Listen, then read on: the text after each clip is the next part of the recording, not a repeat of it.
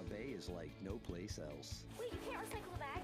You have to throw it away. Proper recycling keeps it that way for everyone. Bags tangle in machinery and can bring sorting efforts to a halt. No bags.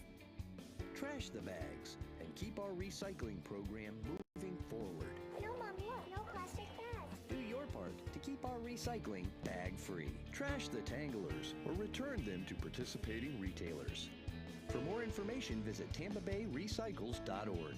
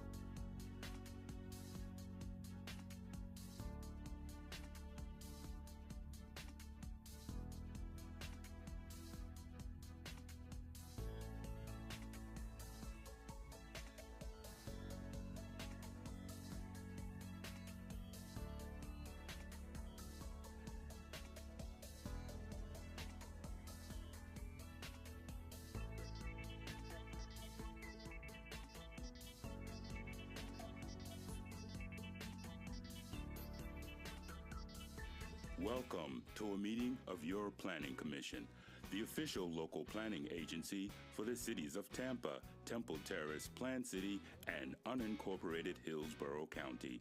The Planning Commission provides innovative leadership and long-range vision that contributes to the creation of a thriving, prosperous community that offers opportunity, fairness, and choice in how we live, move, learn, work, and play. For more information about the Planning Commission, please call 813-272-5940.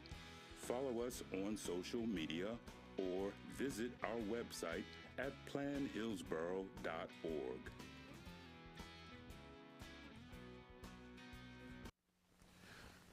Welcome to the September 11th, 2023 public hearing of the Planning Commission on City of Tampa Comprehensive Plan Amendments. We thank you for attending this meeting. Your comments and participation are encouraged. For those attending in person and wishing to speak on any agenda item, please sign the register at the rear of the room and turn off any devices that may be a distraction. To minimize feedback in the audio, all online participants in the meeting will be muted until it is their opportunity to speak. Planning commissioners should unmute themselves to indicate that they would like to speak. Please be sure to state your name at the beginning of your remarks for the benefit of the clerk. There will be an opportunity for members of the public to provide comments. When your name is called, you will be unmuted when it is your turn to speak. Please wait until the chair calls on you to begin speaking. State your name at the beginning of your comments and adhere to the time limits. If anyone has difficulties or is watching via HTV and would like to provide comments to be included in the record for local government hearing, please email them to planner@plancom.org. That's planner@plancom.org. For those of you who are not familiar with our process, the meeting will be conducted as follows. The agenda item will be introduced. Staff will give their presentation with a 15-minute time limit. The applicant will be given the opportunity to make a presentation with a 15-minute time limit. Following presentations, members of the public may address the Planning Commission when recognized by the chairman. Public comment will be heard for 3 minutes per person. The applicant will be afforded a 3-minute period for rebuttal or response. Planning commissioners will then ask questions. Public comment will be closed. Then upon a motion, a second, and discussion, a vote will be taken. With that, I'd like to please ask the clerk to go ahead and call roll. Bernstein? Bernstein? Bowden? Here. Buzza? Here. Cardina? Here. Fernandez? Here. Handy? Here. Press? Here. Lauk? Here. Soria? Here. Orton? Here. Rodriguez? Here. Chair Joseph? Here. You have a quorum, sir. Thank you. All right, on to agenda item number 2 for this meeting, action items versus 2A, TACPA 2308, Comprehensive Plan Map Amendment, West Columbus Drive, and the presenter is Jennifer Malone. Good evening, Planning Commission. Jennifer Malone with your staff. I'm here to present on TACPA 2308, which is along West Columbus Drive. It's privately initiated, small scale, about 0.36 acres, and the request before you is from residential 20 to community mixed use 35. It's in the Central Tampa Planning District in the Ridgewood Park neighborhood. It's also along a transit emphasis corridor, that's West Columbus Drive. Here's an aerial of the subject site. We have West Columbus Drive and the intersection of West Columbus Drive and North Boulevard to the east of the site. There's a variety of commercial uses along West Columbus Drive. As one moves south, it does transition to a neighborhood, predominantly single-family detached, but we are seeing some other types of housing in that neighborhood as well. So here are some pictures. In this one, we're looking north from the subject site at West Columbus Drive. So the subject site is a vacant parcel, the grass with the sign out front. And so we're looking right into those commercial uses. And then we just moved our body. Now we're just looking to the east at the subject site, and we can see just how deep the subject site is. And so now we're at the sidewalk on West Columbus Drive looking east, and that's the intersection of West Columbus Drive and North Boulevard further up in the frame. And now we've turned around and we're looking west. So this is the adopted future land use map. The future land use is residential 20. So we also have residential 10 to the south. That's the orange color. The recreational open space to the north, the green, that's Phillips Park. You might remember that was part of our parks project from a few years ago.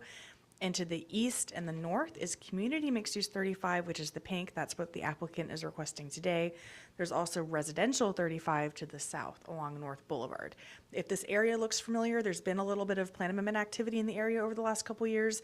The subject site itself was TACPA 2119, I believe. So that came before you a couple years ago from residential 10 to residential 20. The subject site, the parcel to the east and then the southeast was amended. The two parcels here, I don't know if you can see my cursor, these were residential 20 and residential 10, and then they were taken to residential 35, and then there was a sliver of residential 10 as part of this parcel. So then that line was extended to the community mixed use 35. So there's been a couple plan amendments in this area over the last 2 years or so. And here's the proposed future land use map. So as we can see, there's already community mixed use 35 to the north and the east that follows along West Columbus Drive. So this would increase the impacts. Right now, there's a potential for about 7 dwelling units or about 7,000 square feet of non-residential uses, but the subject site has to meet locational criteria. If approved, this would increase the potential to 12 dwelling units or 31,000 square feet of residential or non-residential uses. Importantly, the more residential uses, more residential than just 12 dwelling units could be considered on the site because you can use your floor area ratio for residential dwelling units in the proposed category. It would also introduce a consideration of commercial general on the subject site, so a greater variety of commercial uses can be considered. So staff reviewed this and we did find that it was consistent with the plan. The plan really supports housing on underutilized or vacant land. It's rare that we see a piece of property in the city that's vacant, so that we found that it was consistent with those policies. The plan also supports the compact city form strategy, which is encouraging having our housing and our employment and our housing and transit options near employment. And so this is very close to the Central Business District, it's close to the Heights development, and so we found that it was consistent with those as well as the mixed use areas policy. The plan encourages more mixed use areas in the all planning districts of the city, and this would definitely further that by putting a mixed use category. I also just want to reiterate too, it would give the same land use category that is currently present directly to its east as well as to its north. And so we found it consistent, and I know the applicant's here at the presentation. I'm available with any questions. Oh, and the City of Tampa is online as well, but they had no objections to the request, but Evan Johnson's online and Frank Hall is here in person as well. Thank you. Do you know where I am? Sorry, it's okay. This one. It's okay. It's a little small. One sec. Oh, my presentation's bigger than this. Here we go. Thank you. You're welcome. And then, Well, this is loading up. Good evening. Thank you very much. This is Isabel Albert with HAF representing the applicant. So basically, Ms. Malone explained to you the area and the history of it, but I wanted to go a little bit further more. As she stated, you can see just to this site here. This is a plan development that was recently approved and loved by the community. It was a mixed-use development with the residential on top of the commercial at the bottom. So it's a mixed-use, true mixed-use development that we're doing. And the applicant has now purchased these two parcels with the goal of expanding this vision of this mixed-use development. This is what you'll see in green. This will be coming further for a PD rezoning to interrelate these two developments. But before you today is the comprehensive plan amendment under the yellow. Can you see? Okay. So basically, in order to do that, this is why we have this request for you today for the comprehensive plan amendment from Res 20 to a CMU 35. Numerous policies supports this request. The plan development is going to further enforce those policies with the mixed-use development with the commercial and the residential portion. And the reviewing agencies had no objections or had any concerns. And that basically ends my presentation if you have any questions. All right, thank you very much. Do we have anybody sign up for this one? Doesn't look like it. Let me just check online. Nope, we didn't have anyone sign up in the public comment for this item, so do we have, I'll turn it over to the commissioners for questions, comments, discussion on this item. I am not seeing any quick action, so I will then go on ahead and close public comment on this item and open it up to motions from the commissioners. Commissioner Cardenas. Make a motion to find TA CPA 2308 consistent with the future land use plan. All right, that's a motion of consistency finding by Commissioner. And a motion of consistency finding by Commissioner Cardenas, a second to that motion by Commissioner Bowden. Any comments or questions from commissioners before we vote? Not seeing any, I'll ask the clerk to go ahead and do a roll call vote on this item. Bernstein, Yes. Buzza, Yes. Bowden, Yes. Cardenas, Yes. Fernandez, Yes. Handy, Yes. Kress, Yes. Lauk, Yes. Soria, Yes. Chair Joseph. Yes. Motion Oh. carried 10-0. Did she call you Bernstein? Okay, thank you. All right, thank you. We will go on to our next item of business now. Item 2B, it's TA CPA 23-12 Comprehensive Plan Map Amendment, generally located at the southeast corner of North Albany Avenue and West Kirby Street intersection. And the presenter is Katrina Corcoran. Oh, hello. Just waiting on this to load. It's not seeming to want to load. That is not.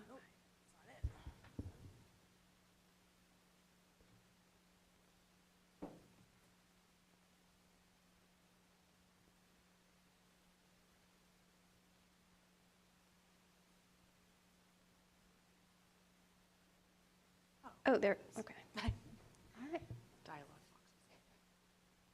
Good evening, Katrina Corcoran, Planning Commission staff. I'm here today to present TA CPA 2312. Again, this is generally located at the southeast corner of North Albany Avenue and West Kirby Street intersection.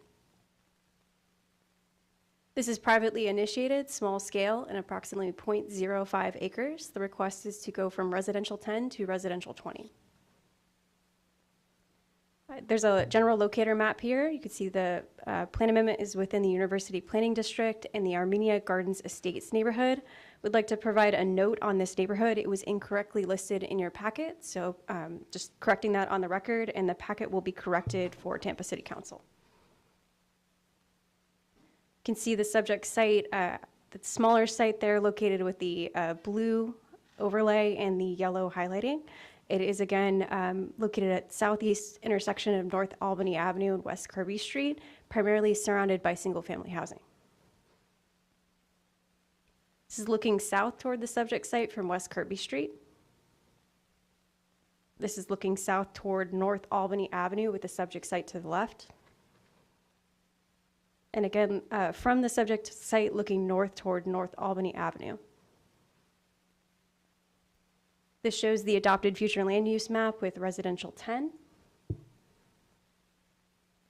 This shows the proposed future land use map, again moving from that residential 10 to the residential 20, brown color. For the impacts, existing dwelling units are not permitted at about 762 square feet of non-residential uses. With this change, it would allow one dwelling unit as well as but over 1,000 square feet of non-residential uses. So this does allow for an increase in development potential. by allowing higher residential density and greater commercial intensity on the subject site, again, subject to locational criteria. The City of Tampa did object to this plan amendment, and details of that are provided in your packet. And the next step would be a September 28th Tampa City Council adoption hearing. For the consistency review, this comp plan seeks to protect and maintain the character of low-density single-family areas. So staff found this inconsistent. It would be the only R20 designated parcel within the immediate area. The closest R20 is approximately half a mile southeast of the parcel. And this amendment could create a precedent for R20, which is incompatible given R10 surrounding the site. It would not provide a sensitive transition in density in this neighborhood. West Kirby is also a local roadway with limited accesses to goods and services, and it's not within an urban village and an employment center. While our comp plan directs us to provide housing on vacant or underutilized land, this request is inconsistent based on compatibility. So Planning Commission staff recommend that TA CPA 2312 from residential 10 to residential 20 on 0.05 acres be found inconsistent with the goals, objectives, and policies of the City of Tampa Comprehensive Plan, and forward this recommendation to Tampa City Council. That concludes my presentation. I'm available for any questions. Thank you. Thank you. Is there an applicant and a presentation? Yes.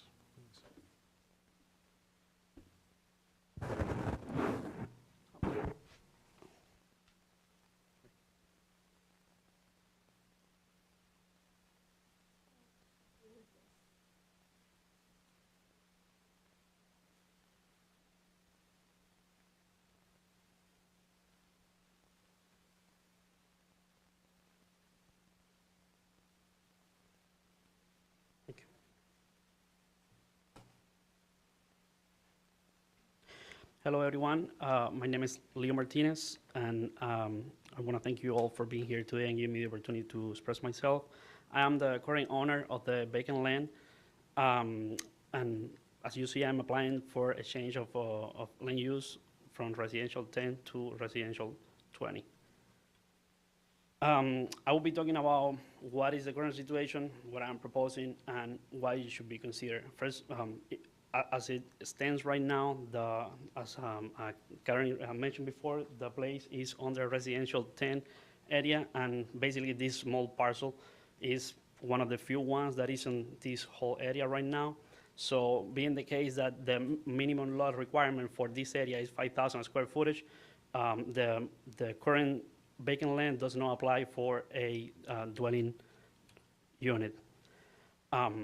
I would like to talk a little bit more about myself before I continue with the whole presentation, and how this all began. Basically, as you all probably can tell, I am an immigrant, right? And I came to this country not a lot of years ago, so probably around 7 to 8 years ago. After a lot of working and a lot of effort, I was able to buy my first house a couple years ago. But since I was only able to afford a small house, basically a 3-bedroom, 1-bathroom, during that time, it was fine. It was enough space for me and my wife during that time.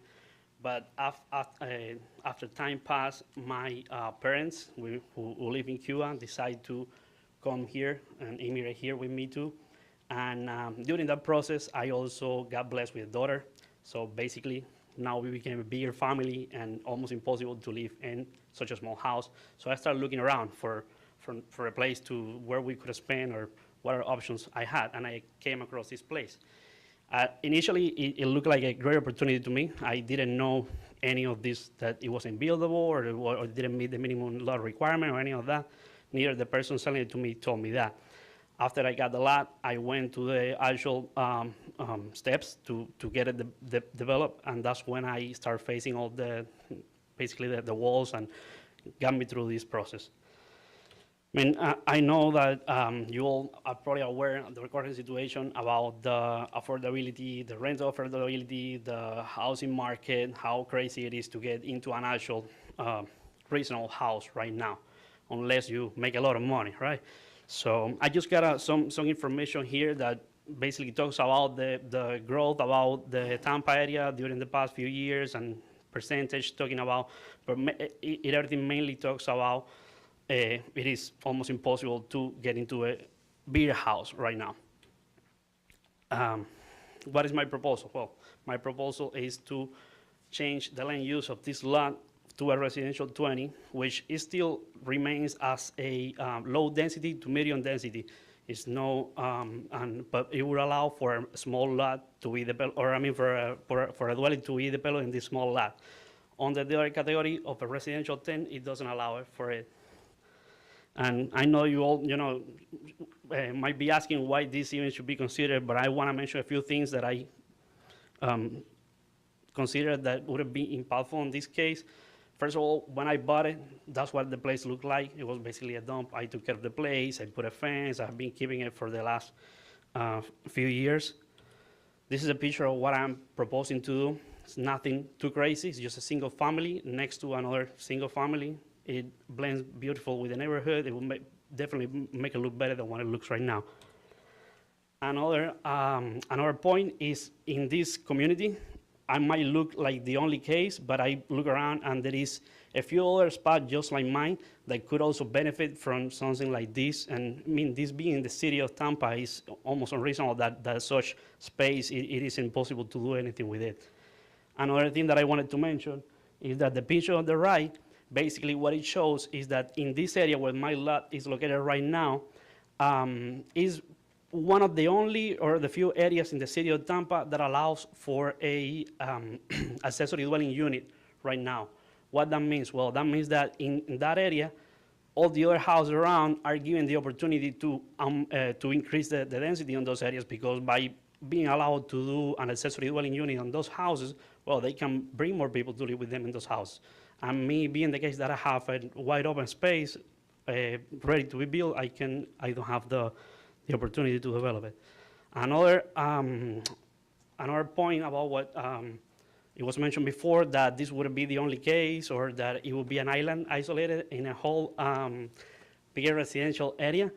I went online and did a little bit of research, and I found that there are a few other cases just like mine that were approved before that are small, unique case, but they were given the opportunity.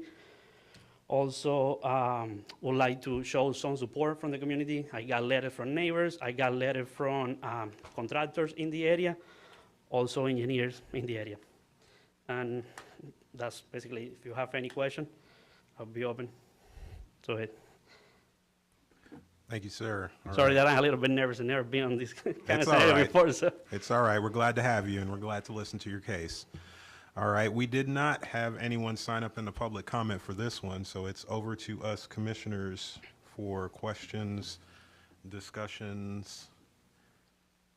I guess I'll get it kicked off to give you time to think, although I know there's more questions coming. My initial thought is that this is one of those little leftover kind of derelict lots that we have. I mean, he's saying that he can't even get a residence on it based on the current sizes of the lot. So, I mean, I understand that staff is tied to the policies, but this seems like an extraordinary case. I mean, there's no time during the presentation was the extraordinariness of the case made.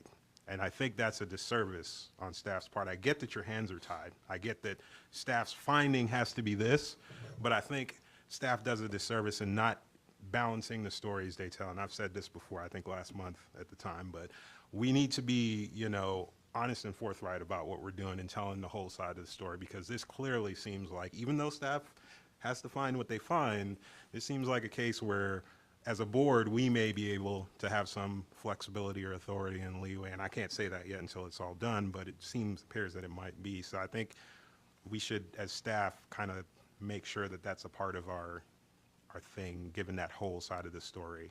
So I see Mr. Hay moving up. Did he have?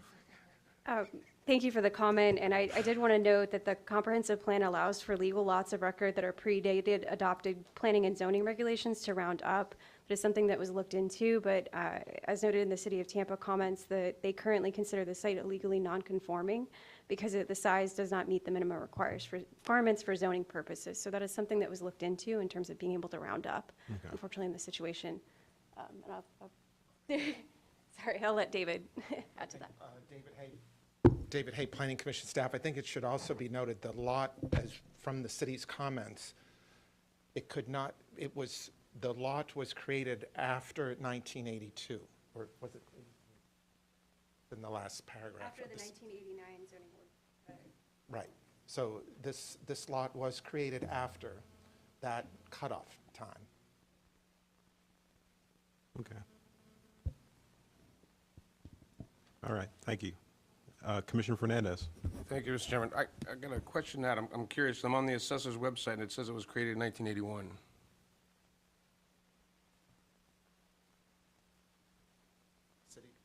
The city comments said that the lot was created after the 1989 zoning conformance. I see that Evan Johnson with the City of Tampa has his hand raised online, so maybe we could get an answer from him. Hello, Evan Johnson, Chief City Planner. Give me just a second. I'm turning a video on, turning a hand off. Thank you so much, Commissioners, for allowing me some comments, and thank you to staff for coordinating with me. I had some scheduling challenges, so I'm so excited that I was able to do this remotely. I just wanted to clarify a little bit about the city's objection. Planning Commission staff was correct. There are provisions within the comp plan that would allow a legally non-conforming lot to round up. So in this instance, they would be allowed a residential unit if it was a legally non-conforming. And the applicant and our development growth management staff, as well as planning staff, had gone back and forth for several months related to this particular site. And ultimately, the applicant was able to provide some documentation, as we mentioned in the staff report, that the lot was split sometime around or in that 1982, 1981 range. And the way the code works is if it does not predate the current, the zoning code, which dates all the way back to the 50s, then it's considered a illegally non-conforming lot. So at some point, this lot was split, and this lot was split potentially in the 1980s, 1982.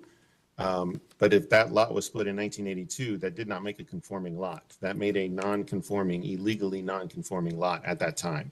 So that's where our objection came from. It's not related to the idea of what's being proposed per se, but if you look at the area, and as Planning Commission staff pointed out, this is a very large area of R10. And ultimately, there is some issue with precedent. R10 is our vast majority of the properties in the city are R10. And so to introduce something with twice the density could potentially lead to a precedent that could be a challenge for us within that neighborhood and elsewhere within the city. So that's where the objection came from. Thank you. Okay, thank you.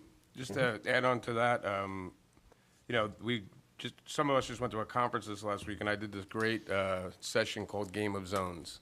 And they basically had a small lot, and you had to figure out how to put something on there. Now here we have a lot that was created in 50s, 80s, that is in a residential area, but may not be able to be built. I mean, we're not talking, townhomes here, right? We're just trying to get one house in there. And if this is the only way this resident can do this, and we can infill this lot, I think I definitely support it. Thank you. Yes, Commissioner Bernstein. I have a different question for staff and maybe also for the applicant. Practically speaking, one would assume that if this is a concern for the surrounding neighborhood, perhaps others would have opposed it. And I take it from the fact that there's no one else present opposing it, that we're not aware of any. But I didn't get a chance to ask the applicant. Perhaps you can answer this, Sarah. Is this lot surrounded by neighbors on either side of it? It's surrounded by neighbors on the east side and the south side. Then it has Kirby on the north side and Albany on the west side. So it's a corner lot. So it has plenty of access through Albany, and the house on the south side is pretty further away from the parcel also. I appreciate that. And just one follow-up question, and fellow commissioners, please take this for what it's worth, because I don't know whether and to what extent it's even relevant. But I'd ask you, Do you know offhand whether your neighbors are aware of the plans that we're asked to consider today? Yeah, I mean, definitely. I got a letter from a neighbor just a few houses past Albany, right next to my house. So he's like 3 houses past this lot, and he's perfectly fine with it. Nobody else has seen to bring any concern. Nobody has called me or say anything after I did the posting, and I did it twice. So I did it back in July, and I missed one person to be notified, and I had to redo everything again, and nobody has complained so far about it. I appreciate that, sir. Thank you. Thank you, Commissioner Bernstein. Are there any other questions or comments or discussion? Oh, sorry, Commissioner Laub. A question for staff, just to follow up on the ADU comment. The applicant stated in his presentation that an accessory dwelling unit wouldn't be permissible on this particular parcel. Is that because of the illegal non-conforming nature of the parcel? Mm-hmm. Yeah. Okay.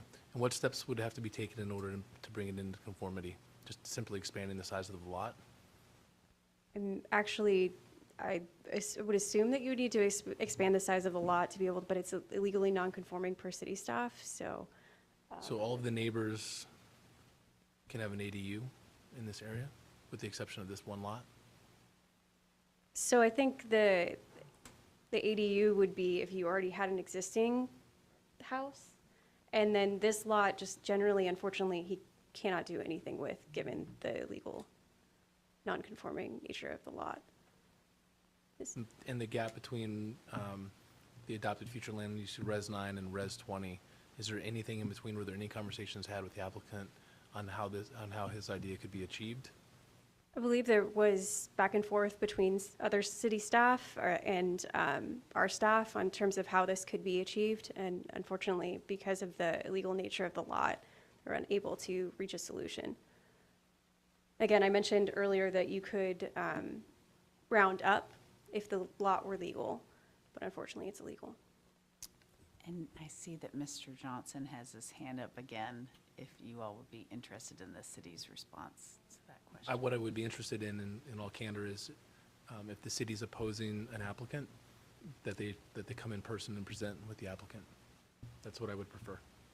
I didn't call in staff. I didn't call in the city of Tampa. Thank you, Commissioner Laug. Yes, Commissioner Kress. I would be interested in hearing what the city has to say, either in person or virtually. Mr. Andrea, you can go. Oh, Mr. Johnson, if you want to respond. Good evening, Frank Hall with the City of Tampa Planning. I'm sorry. Oh, go ahead, Frank. You can. No, go ahead. I'll let you take it, Evan. Okay. No, I appreciate that. Thank you very much, commissioners. No, I just wanted to mention as far as the ADUs, the city does currently allow accessory dwelling units in a couple of our neighborhoods, of which the one in question is one of the 3 we currently allow it. So we have East Tampa, Seminole Heights, in this Lowry Park area. That would require an existing single-family home, which would require a legally conforming lot. And so that's really where the challenge is that the lot is not conforming for any development at this time. One more response to the other question regarding what could be done. In this instance, this is one of a very limited set of options. So the plan amendment would be one option here, which we've been talking about. Another option would be the property could be aggregated or combined with an adjacent property, which in this case has a single family home on it. And at some point, this property was probably part of. So those are the 2 options that would be allowed in this case. All right, thank you. Commissioner Cardenas. Kind of reading through the lines here a little bit, I think that it's clear that this is a problem lot. I think we all kind of are in a little bit of agreement that that's why we're here, to a certain extent, to be able to help out in situations like this or figure out when staff can't do what they can do. Well, I think in this instance, staff probably said, hey, this needs to be an R20, but we can't approve it. But they put it in front of us for us to make the decision. So I think that we come across enough stuff where, people are trying to fit in all these different types of densities to do all this different type of stuff. This is a simple instance of one person working hard, trying to make something. I'll vote for it. Thank you, Commissioner Cardenas. Are there any other, there's got to be some out there, questions or comments, or Commissioner Fernandez? I'll just make a mention that we have lots, maybe not in that part of the city, but we do have lots in, Ybor Heights and things of that nature with this same situation. Yes, they have a higher FAR, but wouldn't be a unicorn of a property. There are others out there like it, maybe just not in the area. Good points, Commissioner Fernandez. Any other comments or questions, discussion items from the commissioners? I'm not seeing a lot of movement or light. Commissioner Kress. Yeah, I guess a little bit to echo, it sounds like they've gone back and forth with the applicant for a long time and couldn't come up with a solution, which I find a little bit surprising. And the ADU thing is, it's an unfortunate reality of something that no one else would really care whether it's legally conforming or illegally conforming. So it doesn't sound like the guy is asking for too much that's going to be incompatible from the neighborhood. So I would agree. I would support the applicant's plans. Thank you, Commissioner Kress. All right. Are there any more? Oh, Commissioner Cardenas? Can we get some suggestions from staff on some policies? Good point. Yeah. If we're going against staff, being the bad guys, we're gonna have to back this up with some substance. You can get some policies for that. So we included within the staff report adequate sites to accommodate housing needs, policies 131 and 134. That includes the thought that the comp plan directs us to build housing on vacant or underutilized land. All right. I'm hearing whispers in my ear over here, so I think we might be ready. I'm going to go ahead, if no commissioners have any more comments or questions, and close the public comment on this item, and now open it up to my commissioners for motions on this item. Commissioner Buzza. Thank you, Mr. Chairman. I'd like to find the City of Tampa CPA 23-12 consistent with the Tampa Hamp Comprehensive Plan based on Neighborhood Policy 1.12, HSG Policy 1.34, and forward this recommendation on to the Tampa City Council. All right. We have a motion of consistency finding by Commissioner Buzza and citing Policy 1.1.2 and HSG 1.34. Yes. All right. Is that a second, Commissioner Soria? Yes, Chair. All right. We have a motion of consistency finding by Commissioner Buzza citing those policies, and a second to that motion presented by Commissioner Soria. Any comments or questions from the commissioners? Seeing none at this time, I would like to ask the clerk to go ahead and do a roll call vote on this item. Bernstein, Yes. Bowden, Yes. Buzza, Yes. Cardenas, Yes. Fernandez, Yes. Handy, Yes. Kress, Yes. Lauk, Yes. Soria, Yes. Chair Joseph. Yes. Motion carried 10-0. All right. All right. Thank you for the information. Thank you to the applicant. Thank you to staff. That was our last agenda item for this meeting. So with that, I'll go on ahead and adjourn this City of Tampa public hearing agenda. And if everybody will bear with me, I will read us into our Hillsborough County public hearing meeting. So City of Tampa is adjourned, and welcome everybody to the September 11th, 2023 public hearing of the Planning Commission on Hillsborough County Comprehensive Plan Amendments. We thank you for attending this meeting. Your comments and participation are encouraged. For those attending in person and wishing to speak on any agenda item, please sign the register at the rear of the room and turn off any devices that may be a distraction. To minimize feedback in the audio, all online participants in the meeting will be muted until it is their opportunity to speak. Planning commissioners should unmute themselves to indicate that they would like to speak. Please be sure to state your name at the beginning of your remarks for the benefit of the clerk. There will be an opportunity for members of the public to provide comments. When your name is called, you will be unmuted when it is your turn to speak. Please wait until the chair calls on you to begin speaking. State your name at the beginning of your comments and adhere to the time limits. If anyone has difficulties or is watching via HTV and would like to provide comments to be included in the record for local government hearing, please email them to planner@plancom.org. For those of you who are not familiar with our process, the meeting will be conducted as follows. The agenda item will be introduced. Staff will give their presentation with a 15-minute time limit. The applicant will be given the opportunity to make a presentation with a 15-minute time limit. Following presentations, members of the public may address the Planning Commission when recognized by the chairman. Public comment will be heard for 3 minutes per person. The applicant will be afforded a 3-minute period for rebuttal or response. Planning commissioners will then ask questions. Public comment will be closed, and upon a motion, a second, and discussion, a vote will be taken. With that, I'd like to ask the clerk to go ahead and please call roll. Bernstein, Here. Bowden, Here. Buzza, Here. Cardenas, Here. Fernandez, Here. Handy, Here. Press, Here. Lauk, Here. Soria, Here. Chair Joseph, Here. Orton, Here. Rodriguez. Here. You have a quorum, sir. Thank you.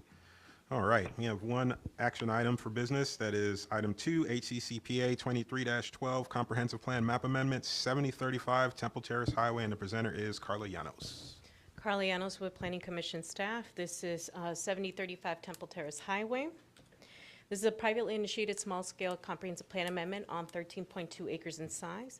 The request is going from residential 9 future land use category to residential 20. Now, I'm going to give you a little bit of background on this. At some point in time, this property had a low-medium density residential, which is the equivalent of 9 dwelling units an acre. Then it went through a zoning conformance, a C2 zoning conformance, which allowed R3 uses, and that includes multifamily. And it went up to a density of 18 dwelling units an acre. And that's important because when I get to the later slides talking about the proposed, I'll be able to explain a little bit further in detail. This property is generally located in northern Hillsborough County. It's within the East Lake Orient Park Community Plan, and it's within the urban service area. Now, as you see on this aerial graphic, you'll see that you do have a lot of residential nearby. In particular, the actual site, it has some multifamily uses on it, and then to the south, you do have single family as well. You do have a Florida College Academy campus. It's to the north and to the northwest. And then you have a gas station, some general commercial uses to the east and northeast. There is an office to the west. And again, it's just basically like a mixture of all types of uses. Now, this area does have 2 jurisdictions. So you do have the unincorporated county, and then you do have nearby is the city of Temple Terrace. And you'll see that in the proposed future land use map. Now, this is a picture of the entrance of the property. As you can see, it does have sidewalks. Here's another view west on Temple Terrace Highway right in front of that property. And then here is the view to the east as you enter that the subject site. This is what you'll see. You'll encounter, you'll have that big swale or that ditch, and then you do have an amenity, which you'll see a couple of pictures there. And this is an example of the multifamily that's on that subject site right now. And then here you just have the big open field. I believe that they had some type of a dog park there because I do see, the trash pickup for the dog. And then you do have, I believe it's either a combination tennis court and a basketball. So there's an amenity there.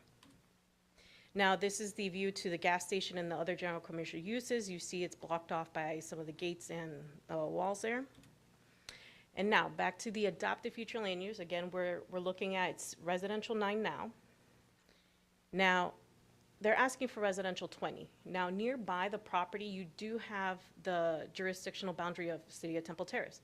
There are several future land use categories that are similar to that. So you do have the residential 18, you do have the commercial nearby, and you have some public, semi-public, and there's just a mix there. So overall, when we looked at compatibility for that surrounding density, we did identify that it is comparable to the area. Now, one of the main things was, why did the applicant request the residential 20? So unfortunately, right now as it stands, I put this in the staff report, but they have about 216 dwelling units, and it's the equivalent of 16.36 dwelling units an acre. So they're just over that, so they couldn't ask for that residential 16. That's why they need to go up to res 20. Now, under existing right now, they have under residential 9, you can have up to 118 dwelling units on this property, or 287,000 approximately of square feet of non-residential use. Under the proposed, they'll be able to go up to 264.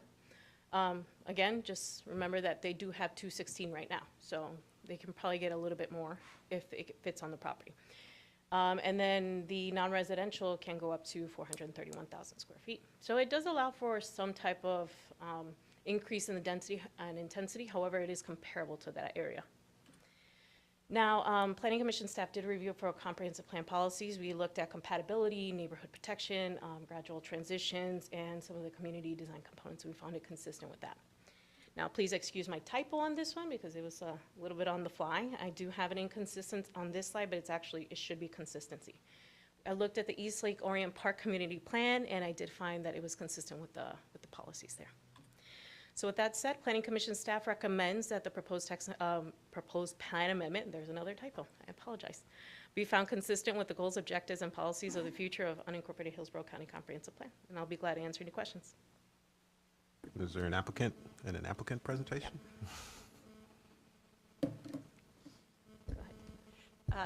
Good evening, Cammie Corbett with the law firm of Hill, Ward, and Henderson.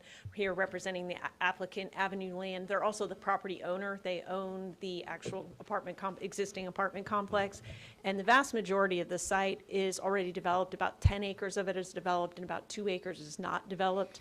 And as Carla mentioned, the reason we're coming in for the plan amendment, the primary reason is to conform the property density to the future land use. In the event of casualty, such as a hurricane, we want the ability to be able to build back to the density that we have and to maintain that community. So it's really the primary driver behind the request. And at this time, we'd like to have our planner come up and give a presentation on the planning issues.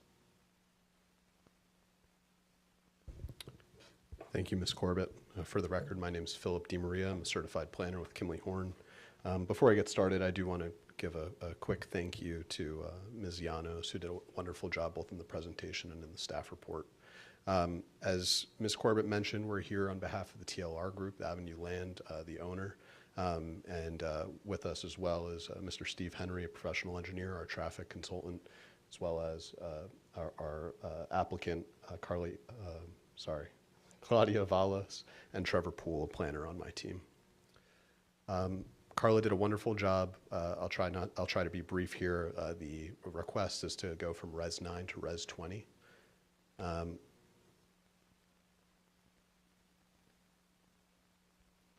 slide's showing on screen here. Okay, fantastic. Thank you.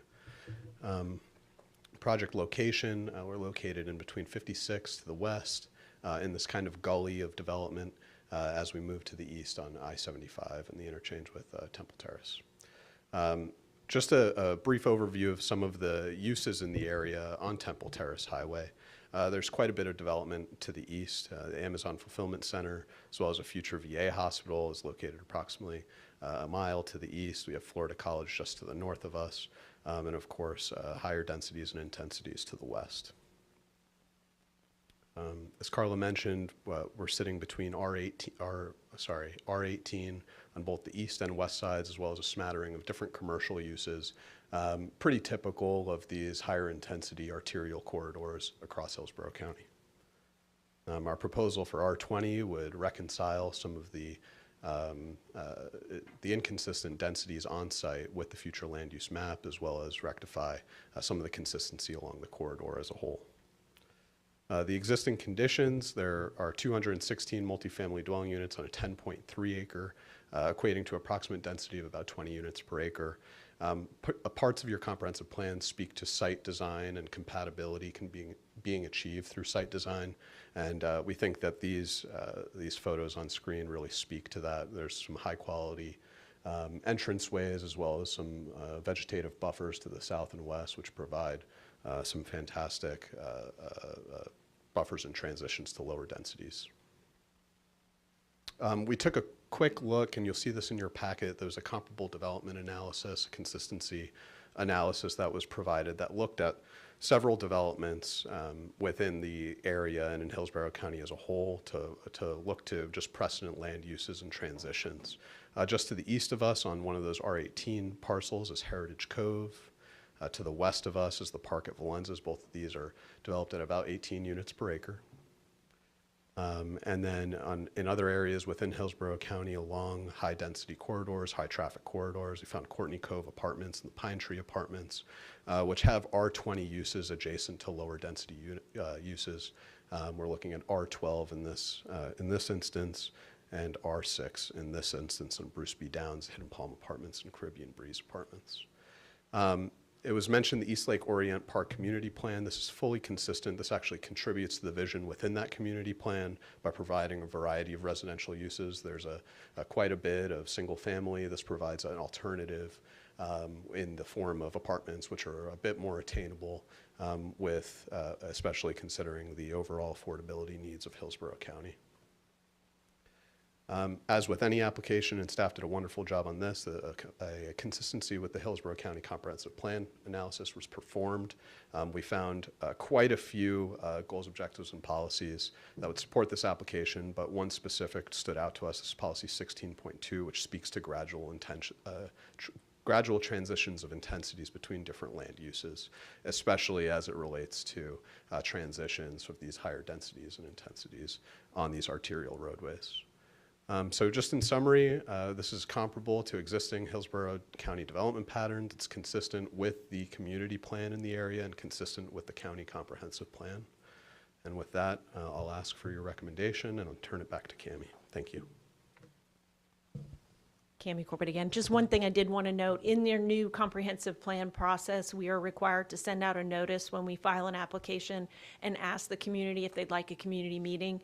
We did get 3 or 4 phone calls asking what we were doing, but no one requested a community meeting. But we went ahead and went the extra mile and went ahead and had a workshop. And we were there for probably 3 or 4, I think 3 hours. And we had 2 residents who live to the south in the single family come by to ask questions, and when they asked their questions, they were satisfied and had no concerns with the development. So we did go not only just do the normal community outreach, we went above and beyond just to make sure we didn't have any neighbors that were concerned with the proposed development. And so with that, we'd respectfully request your approval.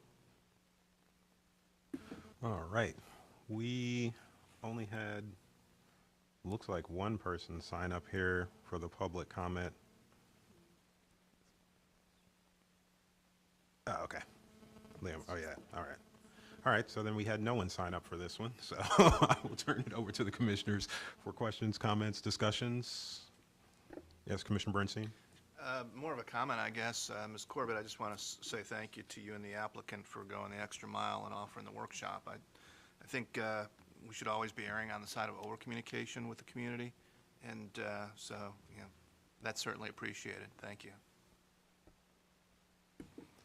All right, are there any other comments or discussion items from the commissioners? Not seeing any at this time. I will go on ahead and close public comment on this item and open it up to motions from the commissioners on this item. I was ready to leave. Commissioner Bernstein. Well, this may be my last shot at a motion, depending on what happens next month, so I'm taking advantage of it. Mr. Chair, at this time, I would move that we find proposed future land use designation change for unincorporated Hillsborough County HC/CPA 23-12 from Res 9 to Res 20, future land use designation on 13.2 acres consistent with the Hillsborough County Comprehensive Plan, and forward that recommendation on to the Hillsborough County Board of County Commissioners for their consideration. All right, Commissioner Lau? Second. All right, we have a motion of consistency finding by Commissioner Bernstein, a second to that motion by Commissioner Lauk. Any comments or questions from the commissioners? Not seeing any at this time, I'll ask the clerk to go ahead and do a roll call vote on this item. Bernstein? Yes. Bowden? Yes. Buzza? Yes. Cardenas? Yes. Fernandez? Yes. Handy? Yes. Kress? Yes. Lauk? Yes. Zaria? Yes. Chair Joseph? Yes. Motion carried 10-0. All right, thank you very much. Thank you to the applicant, thank you to staff, and that was our only action item, so this meeting is adjourned at 6:25. Good evening, everyone.